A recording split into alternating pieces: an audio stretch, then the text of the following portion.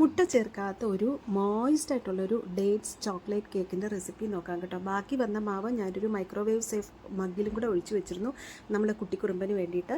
അതും നല്ല മോയിസ്റ്റായിട്ട് വന്നിട്ടുണ്ട്. ഞാനൊരു 200 ഗ്രാം ഗോതമ്പ് മാവ് എടുത്തിട്ടുണ്ട്, അല്പം വാനില എസൻസ്, പിന്നെ നമുക്ക് ബട്ടർ വേണം, ഒരു 100 ഗ്രാം ബട്ടർ മതി, അല്ലെങ്കിൽ കുക്കിംഗ് ഓയിൽ ആയാലും മതി, chocolate powder, baking soda, baking powder, പിന്നെ ഞാനൊരു 200 ഗ്രാം ഡേറ്റ്സ് നല്ല ചൂട് പാലിൽ സോക്ക് ചെയ്ത് വെച്ചിട്ട് നന്നായിട്ടൊന്ന് അരച്ചെടുത്തിട്ട് വന്നിട്ടുണ്ട് കേട്ടോ. ഇനി നമുക്ക് ഈ അരച്ചെടുത്ത ഡേറ്റ്സിൻ്റെ പേസ്റ്റിലോട്ട് അല്പം വാനില എസൻസ് ഒഴിച്ചു കൊടുക്കാം. പിന്നെ നമ്മൾ എടുത്ത് വെച്ചിരുന്ന ആ ബട്ടർ നല്ല മെൽറ്റായിരിക്കുകയാണ്, ആ ബട്ടർ ഒഴിച്ചു കൊടുക്കാം, ഇല്ലെങ്കിൽ കുക്കിംഗ് ഓയിൽ ഒഴിച്ചാലും മതി.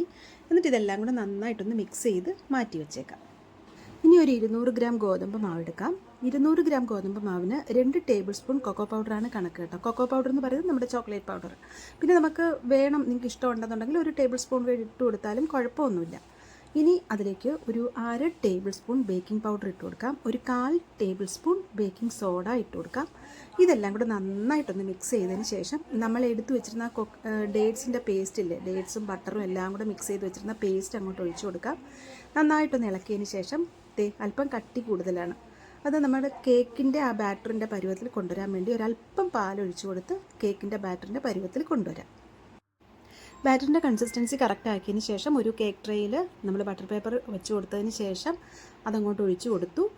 ബാക്കി വന്ന മാവുണ്ടല്ലോ, അത് ഒരു മൈക്രോവേവ് സേഫ് മഗ്ഗിൽ ഒഴിച്ചിട്ട് അല്പം ഡാർക്ക് ചോക്ലേറ്റ് ചിപ്സും കൂടി ഇട്ടു ഒന്ന് ബേക്ക് ചെയ്തെടുത്തു. കാരണം നമ്മുടെ കുട്ടിക്കുറുമ്പന് കാണാനൊരു അട്രാക്ഷൻ ആവുമല്ലോ.